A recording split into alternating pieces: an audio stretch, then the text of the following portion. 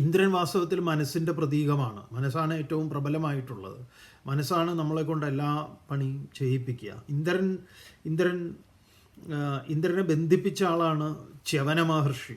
ച്യവനൻ ഗംഭീരനാണ്. മഹാഭാരതത്തിൽ ഈ ഈ ഈ കഥ ഈ ഇവരുടെ ഈ വനപർവ്വത്തിലാണ് കുറേ ഇവർക്ക് ഈ ഇവരുടെ പൂർവികരെക്കുറിച്ചും ഇവരുടെ ആളുകളെക്കുറിച്ചും ഈ ഓരോരോ തീർത്ഥഘട്ടങ്ങളിൽ ഇന്നതിൽ സ്നാനം ചെയ്താൽ ഇന്ന ഗുണമുണ്ടാവും. അപ്പോൾ ഈ യുധിഷ്ഠിരനോട് ഈ ഒരു തീർത്ഥത്തിൽ സ്നാനം ചെയ്യൂ, അപ്പോൾ അവിടെ സർവ്വവിധ ഗുണങ്ങളും നിങ്ങൾക്കുണ്ടാവും. ച്യവനൻ ഇവിടെയാണ് സ്നാനം ചെയ്ത് അദ്ദേഹത്തിൻ്റെ വാർദ്ധക്യത്തെ വീണ്ടെടുത്തത് എന്നൊക്കെ പറയുന്ന കഥയുണ്ട് മഹാഭാരതത്തിൽ. നല്ല രസമാണ് അതെങ്ങനെയാന്ന് പറഞ്ഞാൽ ഈ ച്യവനൻ ഭൃഗുവിൻ്റെ പുത്രനാണ്.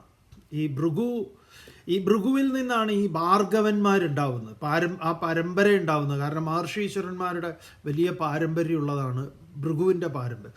ഭൃഗു ബ്രഹ്മാവിൻ്റെ തൊലിയിൽ നിന്ന് ഉണ്ടായവൻ എന്നാണ്. ഭൃഗുവിനെക്കുറിച്ച് മറ്റ് കഥകളും നമ്മുടെ പുരാണങ്ങളിൽ മറ്റ് വ്യത്യസ്തമായ രീതിയിൽ കാണാം. എല്ലാവരെക്കുറിച്ചും പുരാണങ്ങളിൽ വ്യത്യസ്തമായ രീതിയിൽ കഥകൾ പറഞ്ഞത് കേൾക്കാം. അപ്പോൾ ഇവിടെ ഒരു രസമായിട്ടുള്ളൊരു കഥ എന്താന്ന് പറഞ്ഞാൽ മഹാഭാരതത്തിലുള്ളതാണ്. ഈ ഭൃഗുപുത്രനായിട്ടുള്ള ച്യവനൻ, നമ്മുടെ ആയുർവേദത്തിൽ ച്യവനപ്രാശം വളരെ പ്രസിദ്ധമാണല്ലോ. അപ്പോൾ ച്യവനൻ ശരിക്കും ആയുർവേദാചാര്യനല്ല, പക്ഷേ ച്യവനൻ ആയുർവേദവുമായിട്ട് ബന്ധമുള്ള കഥയും കൂടെയാണിത്. അപ്പോൾ മൂപ്പര് ഇതേപോലെ ഈ ഒരു ദിവസം ഈ കാട്ടിൽ പോയിട്ട് തപസ് ചെയ്യും. ഈ മറ്റേ വൃക്ഷാസനത്തിൽ, വീരാസനത്തിൽ.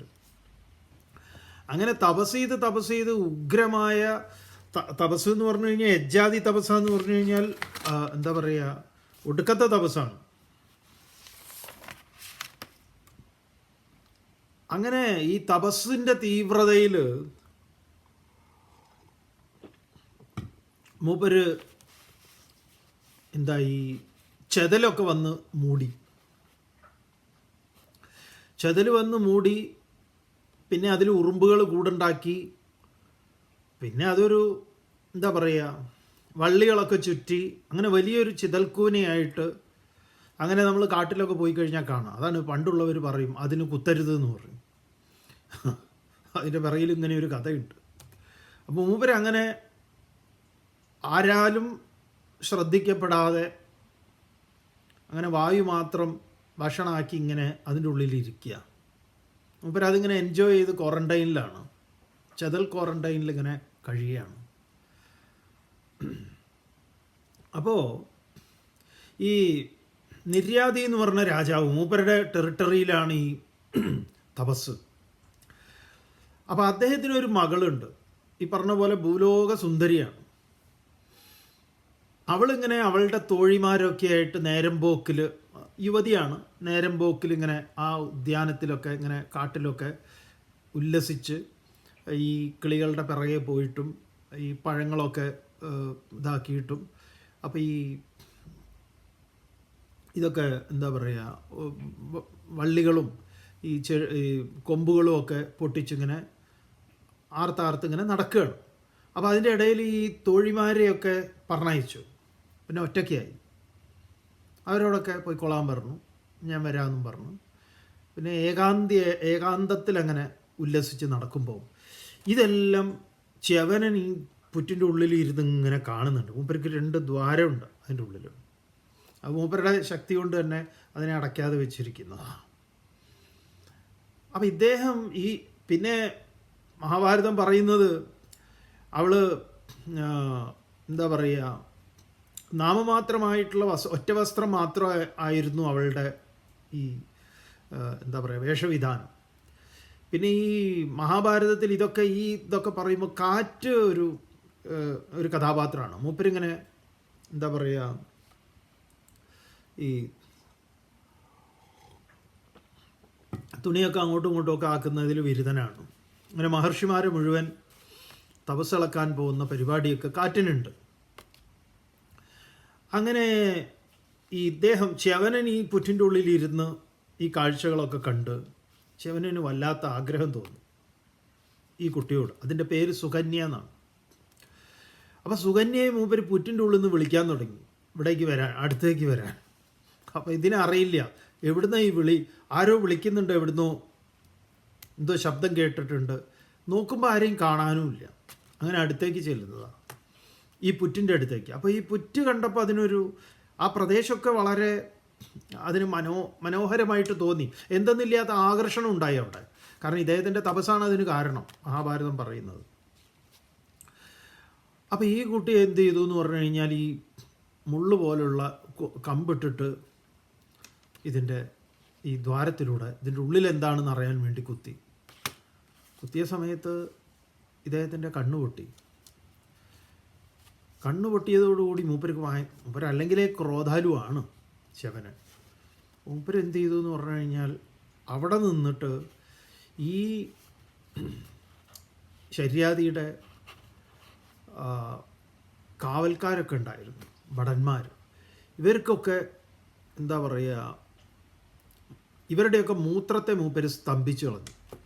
ഇവർക്ക് മൂത്രം ഒഴിക്കാൻ പറ്റാത്ത അവസ്ഥയായി. അപ്പം പിന്നെ കടച്ചിലുണ്ടാവുമല്ലോ. അങ്ങനെയുള്ള പ്രാണവേദന കൊണ്ട് ഇവന്മാർ രാജാവിൻ്റെ അടുത്തേക്ക് ഓടി ശര്യാദിയോട് പറയുകയാണ്, ഇങ്ങനെ എന്താണെന്നറിയില്ല ഞങ്ങളിങ്ങനെ. അപ്പോൾ അദ്ദേഹത്തിനറിയാം ഈ ശവനൻ ഇവിടെ തപസ് ചെയ്യുന്നുണ്ട്. അപ്പോൾ അദ്ദേഹം ചോദിച്ചു, നിങ്ങളാരെങ്കിലും അദ്ദേഹത്തിന് എന്തെങ്കിലും ബുദ്ധിമുട്ടുണ്ടാക്കിയോ? അദ്ദേഹം മുൻകോപക്കാരനുമാണെന്നും അറിയാം. അപ്പോൾ പറഞ്ഞു, ഇല്ല, ഞങ്ങളാരും അങ്ങനെയൊന്നും ചെയ്തിട്ടില്ല എന്നൊക്കെ പറഞ്ഞു. ഇവരങ്ങോട്ടും ഇങ്ങോട്ടും നെട്ടോട്ട് ഓടുകയാണ്. അപ്പോൾ സുകന്യ പോയിട്ട് പറയും, അച്ഛാ ഇങ്ങനെ ഒരു സംഭവം ഉണ്ടായിട്ടുണ്ട്, ഞാൻ അറിയാതെ ഇങ്ങനെ ഈ പുറ്റിൻ്റെ ഉള്ളിൽ എന്തോ ഉണ്ടെന്ന് തോന്നിയിട്ട് ഞാനൊരു കുത്തിയിട്ടുണ്ട് എന്ന് പറയും. അപ്പോൾ പിന്നെ അദ്ദേഹം വേഗം ഓടി ചെല്ലും അവിടെ. അങ്ങനെ ചെന്ന് അദ്ദേഹത്തിനോട് അപേക്ഷിക്കും, എൻ്റെ മകൾ അറിയാതെ ഒരു തെറ്റ് ചെയ്തതാണ്, അതുകൊണ്ട് അങ്ങ് ക്ഷമിക്കണം എന്നൊക്കെ പറയും. അപ്പോൾ മൂപ്പര് അതിന് പ്രായശ്ചിത്തമായിട്ട് പറയുന്നത്, അങ്ങയുടെ മകളെ എനിക്ക് വിവാഹം കഴിച്ചു തരൂ, എൻ്റെ ഭാര്യയായിട്ട് അവൾ കഴിയട്ടെ, അങ്ങനെയാണെങ്കിൽ ഞാൻ ക്ഷമിക്കാമെന്ന് പറയും. അദ്ദേഹം അത് സമ്മതിച്ച് സുകന്യയെ ഇദ്ദേഹത്തിന് വിവാഹം കഴിച്ചു കൊടുക്കും. ഇദ്ദേഹമാണെങ്കിൽ വൃദ്ധനാണ്, വളരെ വൃദ്ധനായിട്ടുള്ള ഒരാളാണ്. പക്ഷേ സുകന്യ നല്ല കുട്ടിയായിരുന്നു. അവർ ചെയ്തത് തെറ്റായിരുന്നോ, തൻ്റെ ഭാഗത്തുണ്ടായ തെറ്റാണല്ലോ, അതുകൊണ്ട് ഇദ്ദേഹത്തെ പരിചരിക്കാം, മൂപ്പരുടെ ബാക്കി കാര്യങ്ങൾ എന്തൊക്കെയാണോ അതിന് വേണ്ടുന്ന സൗകര്യങ്ങളൊക്കെ ചെയ്ത് അവരവിടെ കൂടുകയാണ് കാട്ടിൽ. അങ്ങനെ കൂടുമ്പോഴാണ് അവിടെ അശ്വനീ ദേവന്മാർ വരുന്നത്, രണ്ടുപേരും. ഈ അശ്വനീ ദേവന്മാരെ ആരാന്ന് ചോദിച്ചു കഴിഞ്ഞാൽ സൂര്യൻ്റെ സന്തതികളാണ് എന്ന് പറഞ്ഞു കഴിഞ്ഞാൽ നകുലൻ്റെയും സഹദേവൻ്റെയും അച്ഛന്മാരാണ്. മാദ്രി അവരെയാണല്ലോ ഭരിച്ചത്. ഈ കഥയൊക്കെ പറഞ്ഞു കൊടുക്കുന്നത്. അപ്പോൾ ഇവരവിടെ വന്ന് ഈ സുകന്യയെ കണ്ടപ്പോൾ, അതിസുന്ദരിയായിട്ടുള്ള ഈ സുകന്യ ഈ കാട്ടിലിങ്ങനെ അവരവിടെ ഇങ്ങനെ ഇവരെ കണ്ടുമുട്ടിയപ്പോൾ ഇവരോട് ചോദിക്കുകയാണ്, നീ ഏതാണ്, എന്താ അവിടെ? പറയും, ശര്യാദിയുടെ മകളാണ്, അതുപോലെ തന്നെ ച്യവന മഹർഷിയുടെ ഭാര്യയാണ് ഞാൻ. ഈ പടു കിഴവൻ്റെ ഭാര്യയോ നിങ്ങൾ? അദ്ദേഹത്തിന് വാർദ്ധക്യത്തിൻ്റെ ആ ഇതിൽ നിൽക്കുന്ന അദ്ദേഹത്തിന് എങ്ങനെയാണ് നിങ്ങളെ ദാമ്പത്യത്തിൽ സന്തോഷിപ്പിക്കാനൊക്കെ സാധിക്കുന്നത്? അതുകൊണ്ട് നിങ്ങൾ അയാളെ ഉപേക്ഷിക്കൂ, എന്നിട്ട് ഞങ്ങളുടെ കൂടെ വരൂ, ഞങ്ങളിൽ ആരെങ്കിലും വിവാഹം കഴിക്കൂ എന്നൊക്കെ പറയുകയാണ്. അപ്പോൾ അവർ പറയും, അങ്ങനെയല്ല, നിങ്ങൾ എന്നെ തെറ്റിദ്ധരിക്കരുത്, ഞാൻ അങ്ങനെ ഒരു സ്ത്രീയല്ല, ഞാൻ എൻ്റെ ഭർത്താവിനെ പരിചരിച്ച് ഞാൻ സന്തോഷത്തോടു കൂടി കഴിയാം എന്ന് പറയും. അപ്പോൾ ഇവരിങ്ങനെ വീണ്ടും ഇങ്ങനെ നിർബന്ധമൊക്കെ പറഞ്ഞ സമയത്ത് അവർ അതിനെ നിഷേധിച്ചു. അപ്പോൾ ഈ അശ്വിനി കുമാരന്മാർക്ക് ഇവരോടുള്ള ഈ താല്പര്യം വർദ്ധിച്ചു. അപ്പോൾ അവരൊരു ഡിമാൻഡ് വെച്ചു. അവർ പറഞ്ഞു, ഞങ്ങൾ ആരാണെന്നാണെങ്കിൽ നിങ്ങൾക്കറിയില്ല ഞങ്ങളെക്കുറിച്ച്, ഞങ്ങൾ ദേവവൈദ്യന്മാരാണ്, ഞങ്ങളെക്കുറിച്ച് നിങ്ങൾ കേട്ടിട്ടുണ്ടോ? ഞങ്ങൾ ദേവവൈദ്യന്മാരാണ്, ഞങ്ങൾക്ക് കരുതാത്തതായിട്ടുള്ള യാതൊന്നുമില്ല. ഞങ്ങൾക്ക് വേണമെങ്കിൽ നിങ്ങളുടെ ഭർത്താവിൻ്റെ വാർദ്ധക്യവും ഈ രോഗവും ഒക്കെ മാറ്റി പൂർണ്ണമായിട്ട് ചെറുപ്പക്കാരനാക്കി നിങ്ങൾക്ക് പൂജ്യനായിട്ടുള്ള ഒരു ആളാക്കി മാറ്റിത്തരാം, തീർത്ത് തരാം. എന്നിട്ട് ഞങ്ങളിൽ 3 പേരെ ആരാണോ നിങ്ങൾക്ക് വേണമെങ്കിൽ വരിക്കാം എന്ന് പറഞ്ഞു, ഭർത്താവായിട്ട് വരിക്കാമെന്ന് പറഞ്ഞു. അപ്പോൾ ഇവർ പറഞ്ഞു ശരി, ഞാൻ എൻ്റെ ഭർത്താവിനോട് ചോദിക്കട്ടെ എന്ന് പറഞ്ഞിട്ട് അവിടെ പോയിട്ട് ച്യവനനെ കണ്ട് ച്യവനോട് പറഞ്ഞു, ഇങ്ങനെ 2 വിദ്വാന്മാർ വന്നിട്ടുണ്ട്, ഇവരിങ്ങനെയൊക്കെ പറയുന്നുണ്ട് എന്ന്. അപ്പോൾ ച്യവനൻ പറഞ്ഞു ശരി, അവർ പറഞ്ഞത് നമുക്ക് അനുസരിക്കൂ എന്ന് പറഞ്ഞു. അങ്ങനെ ഇവർ ച്യവനനെ കൂട്ടി ഈ പറഞ്ഞ ഒരു നദിയിലിറക്കുക. നദിയിൽ പറഞ്ഞു ഇതിൽ മുങ്ങിക്കോളാൻ പറഞ്ഞു, എല്ലാം ശരിയാവുന്നു. അങ്ങനെ ച്യവനൻ അതിൽ മുങ്ങുകയാണ്. അപ്പോഴോ ഇവർ 2 പേരും കൂടെ ഇറങ്ങി മുങ്ങി. അങ്ങനെ മുങ്ങിയിട്ട് 3 പേര് പൊങ്ങി. 3 പേര് പൊങ്ങിയെന്ന് പറഞ്ഞു കഴിഞ്ഞാൽ 3 എന്താണ് ത്രിപിൾ സഹോദരന്മാർ. ആർക്കും ഒരു വ്യത്യാസവുമില്ല. 3 പേരും ഒരുമിച്ച് പറഞ്ഞു ഒരേ ശബ്ദത്തിൽ, നിങ്ങൾക്ക് ഞങ്ങളിൽ ആര് വേണമെങ്കിലും ഭർത്താവായിട്ട് വരിക്കാം. പക്ഷേ ഈ സുകന്യ അവൾ അങ്ങേയറ്റം ശ്രദ്ധാലുവായിരുന്നു. എന്തുകൊണ്ടോ അവർ കൃത്യം മാറിപ്പോകാതെ ഈ ച്യവനനെ തന്നെ വരിച്ചു, മാറ്റമൊന്നും ഉണ്ടായില്ല. അങ്ങനെ മഹാഭാരതം പറഞ്ഞു. അതിന് പ്രത്യേക അടയാളമോ കാര്യങ്ങളോ ഒന്നും ഈ മഹാഭാരതത്തിൽ പറയുന്നില്ല. മറ്റിടത്തൊക്കെ വേറെ ഓരോന്നൊക്കെ പറയും. അങ്ങനെ ഇദ്ദേഹത്തിൻ്റെ എന്താ പറയുക, സുന്ദരക്കുട്ടപ്പനായിട്ട് മൂപ്പര് ഇവരുമായിട്ടുള്ള ദാമ്പത്യം വളരെ മനോഹരമായിട്ട് നടക്കുമ്പോഴാണ് ഈ ശര്യാദിക്ക് ഈ വിവരം അറിഞ്ഞത്. ഇദ്ദേഹം അങ്ങനെ ഗംഭീരനായിട്ടുണ്ട്, കേമനാണ് എന്നൊക്കെ. അപ്പോൾ ആളാണെങ്കിൽ തപോമൂർത്തിയൊക്കെ ആണല്ലോ. അങ്ങനെ കാണാൻ വരുന്നതാണ്. അപ്പോൾ കാണാൻ വന്നപ്പോൾ ഇവർ വളരെ നന്നായി സന്തോഷമായിട്ട് സ്വീകരിച്ച് ഇരുത്തി ഉപചാരപൂർവം ആഹാരാദികളൊക്കെ നൽകി വളരെ സന്തോഷം കാര്യങ്ങളൊക്കെ പറഞ്ഞപ്പോൾ ഇതിനു മുമ്പ് ഈ എന്താ പറയുക, ഈ അശ്വിനി കുമാരന്മാർക്ക് പകരം എന്തെങ്കിലും വേണമല്ലോ.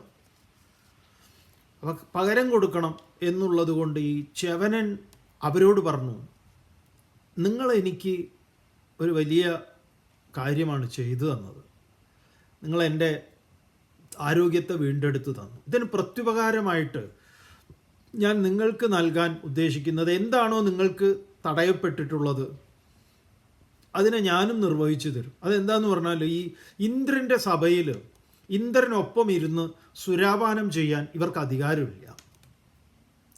ഇവർക്ക് സുരാപാനം നിഷേധിച്ചിരിക്കുക. ഈ 18 വയസ്സ് കഴിഞ്ഞ കുട്ടികൾക്ക്, 18 വയസ്സിന് താഴെയുള്ളവർക്ക് 18 21 നമ്മുടെ ഒരു കണക്കുണ്ടല്ലോ,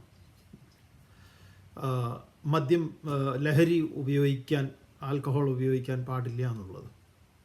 അപ്പോൾ ഈ ബിവറേജ് ലൈസൻസ് കൊടുക്കുന്ന ആൾ ഇന്ദ്രനാണ്.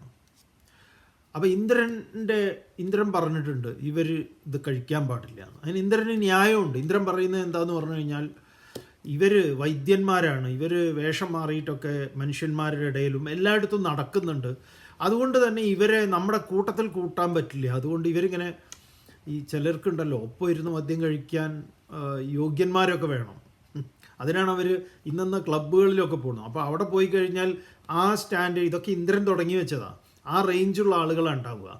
ഇവർക്കൊരിക്കലും ഒരു നാടൻ ഷാപ്പിലൊന്നും പോയി കഴിക്കാൻ പറ്റില്ല. അപ്പോൾ അവിടെ പല ആൾക്കാരും വരും, ഒരു തോളിൽ കഴിയിട്ട് ഇയാളോട് സംസാരിക്കും. അപ്പോൾ അത് ഇന്ദ്രനത് ഇഷ്ടമല്ല. അപ്പോൾ അതുകൊണ്ട് ഇന്ദ്രൻ നിയമം ഉണ്ടാക്കിയിട്ടുണ്ട്, ആർക്കൊക്കെ കഴിക്കാം, ആർക്കൊക്കെ കഴിക്കാൻ പാടില്ല. അപ്പോൾ മൂപ്പരുടെ നിയമം ലംഘിച്ച് ആരെങ്കിലും എന്തെങ്കിലും ചെയ്യുമോ എന്ന് ചോദിച്ചാൽ അതും നടക്കില്ല. പക്ഷെ വലിയൊരു ഓഫറാണ് ഈ ച്യവനൻ അശ്വനി കുമാരന്മാർക്ക് കൊടുത്തത്. അശ്വനി കുമാരന്മാരോട് പറഞ്ഞു, ഞാൻ നിങ്ങളുടെ കാര്യം ഏറ്റു, ഇന്ദ്രൻ്റെ മുന്നിൽ വെച്ച് നിങ്ങൾക്ക് ഞാൻ ഇത് തരും, സുരാപാനം തരാം എന്ന് പറഞ്ഞു. അങ്ങനെ അപ്പോൾ അവർക്ക് ഭയങ്കര സന്തോഷമായി. അങ്ങനെ ഇരിക്കുമ്പോഴാണ് ഇവർ വരുന്നത്, സുകന്യയുടെ അച്ഛനും അമ്മയും വരുന്നത്. അപ്പോൾ ഇദ്ദേഹത്തിനോട് പറഞ്ഞു, ശര്യാദിയോട് പറഞ്ഞു, അതിനൊരു കാര്യം ചെയ്യാം, നമുക്ക് അങ്ങയെ ഞാൻ പ്രസിദ്ധനാക്കും. ശര്യാദിയെ, ഭാര്യയുടെ അച്ഛനാണല്ലോ, അമ്മായി അച്ഛൻ. അങ്ങ് യജ്ഞം ചെയ്യണം എന്ന് പറയാം. ഈ യജ്ഞത്തിൻ്റെ കാര്യം പറയുമ്പോഴാണ് നമ്മളിത് പറയുന്നത്. ആ യജ്ഞം അങ്ങനെ കേട്ടിട്ടുള്ള കുറേ യജ്ഞമുണ്ട് നമ്മൾ, ഒക്കെ സിംബോളിക്കാണ് ശരിക്കും പറഞ്ഞാൽ. അങ്ങ് യജ്ഞം ചെയ്യണം, യാഗം ചെയ്യണം. ആ യാഗത്തിൽ നമുക്കത് ഗംഭീരമായിട്ട് ചെയ്ത് അത് അങ്ങ് പ്രസിദ്ധിയെ ആർജിക്കുന്ന യാഗമായിരിക്കുന്ന. അപ്പോൾ ഏത് യാഗമാണെങ്കിലും ഇന്ദ്രന് ഹവിസ്, ഇന്ദ്രനാണ് അതിൻ്റെ മുഖ്യ ആള്. ഇന്ദ്രനാണ് ഹവിസ് സമർപ്പിക്കേണ്ടത്. അങ്ങനെ ഈ ച്യവനൻ്റെ സിദ്ധിയിൽ ച്യവനൻ ഈ പറഞ്ഞതുപോലെ ഇദ്ദേഹത്തിന് പുരോഹിതനാക്കി, ഇദ്ദേഹത്തിന് വേണ്ടി യജമാനനാക്കിയിട്ട് യാഗം ചെയ്യുന്നതാണ്, ഇദ്ദേഹത്തിന് വേണ്ടിയിട്ട്, ശര്യാദിക്ക് വേണ്ടിയിട്ട്. അപ്പോൾ ഈ സുരാപാനത്തെ എടുക്കുന്നു. ആ സുരാപാനത്തെ ഇവർക്ക് നൽകുകയാണ്, അശ്വിനി കുമാരന്മാർക്ക് നൽകുമ്പോൾ ഇന്ദ്രൻ പറയും. അപ്പോഴാണ് ഇന്ദ്രൻ പറയണത്, ഇല്ല ഇവർക്കിത് നിഷിദ്ധമാണല്ലോ മഹർഷേ, അങ്ങേക്ക് അറിയില്ലേ, ഇവർക്കിത് നൽകാൻ പാടില്ല. അപ്പോൾ ചോദിക്കും, എന്തുകൊണ്ടാണത് ഇന്ദ്ര? ഇവർ യോഗ്യന്മാരാണ്, ഇവർ ജ്ഞാനികളാണ്, ഇവർ ദേവവൈദ്യന്മാരാണ്. അങ്ങനെ അപ്പോൾ ഇന്ദ്രൻ പറയും, അതെ അതുകൊണ്ടാണ് അവർ, ഈ വൈദ്യന്മാരിത് കഴിക്കരുതെന്നാണ് ഇന്ദ്രൻ്റെ അഭിപ്രായം. ഡോക്ടർമാരും വൈദ്യന്മാരും ആൽക്കഹോൾ ഉപയോഗിക്കരുതെന്നാണ് ഇന്ദ്രൻ്റെ അഭിപ്രായം. വേണമെങ്കിൽ സ്വീകരിക്കാം, നിങ്ങൾക്ക് നല്ലതാണ്. അപ്പോൾ ഇന്ദ്രൻ ഇങ്ങനെ ശക്തമായിട്ട് പറയും, അത് അനുവദിച്ചുകൂടാന്ന് പറഞ്ഞു. ച്യവനൻ പറയും, അങ്ങനെയല്ല, ഞാനിത് ഇവർക്ക് കൊടുക്കും. അപ്പോൾ ഇന്ദ്രൻ അറ്റ കൈ പറയും, അങ്ങനെ അങ്ങ് ഇത് കൊടുക്കാൻ ശ്രമിക്കുകയാണെങ്കിൽ ഞാൻ വജ്രായുധം ഉപയോഗിക്കുമെന്ന് പറയാം. അപ്പോൾ ച്യവനൻ ചിരിച്ചുകൊണ്ട് ഇവർക്ക് ഇത് കൊടുക്കും. ഇത് കൊടുക്കുമ്പോൾ അവരത് മേടിക്കുമ്പോഴേക്കും ഇദ്ദേഹം വജ്രായുധം ഉപയോഗിക്കുമ്പോൾ ച്യവനൻ ഇന്ദ്രനെ സ്തംഭിപ്പിച്ച് കളയും. അപ്പോൾ ഇന്ദ്രന് ഒന്നും ചെയ്യാൻ പറ്റാതെ ഇന്ദ്രൻ എന്താ പറയുക, അചലനാവുന്നൊരവസ്ഥയാവും, ഇളകാൻ പറ്റാതെ ഇന്ദ്രൻ അവിടെ നിലകൊള്ളുകയാണ്. അങ്ങനെ അവസാനം ഇന്ദ്രൻ അപേക്ഷിക്കുകയാണ്, അങ്ങാണ് ശരി, ഇവർക്ക് ഇന്നു മുതൽ ഞാൻ ഇത് അനുവദിക്കുന്നു എന്നൊക്കെ പറഞ്ഞ് മൂപ്പര് ഇത് അനുവദിച്ചു കൊടുക്കുന്നത്. അപ്പോൾ ഏത് സഭയിലും എവിടെയും നിങ്ങൾക്ക് സുരാപാനത്തിന് നിങ്ങൾ യോഗ്യരാണ്, അർഹരാണ്, എൻ്റെ എല്ലാ അനുഗ്രഹങ്ങളും എന്ന് പറഞ്ഞുകൊണ്ട് അവരെ ഇതാക്കുകയാണ്. അപ്പോൾ ഭഗവാൻ ഈ അർജുനൻ ഈ പറഞ്ഞതുപോലെ ഈ യാഗം യജ്ഞം എന്നൊക്കെ പറഞ്ഞാൽ ഇതിൻ്റെ ഒരു സന്തതിയാണല്ലോ. ഈ എല്ലാ യാഗങ്ങളുടെയും യജ്ഞത്തിൻ്റെയും അധിപനായിട്ടുള്ള ആളുടെ മകനാണ് ഈ അർജുനൻ. അങ്ങനെയാണല്ലോ മഹാഭാരതത്തിലെ സങ്കല്പം. ഇന്ദ്രനെയാണല്ലോ വരിക്കുന്നത് കുന്തിദേവി.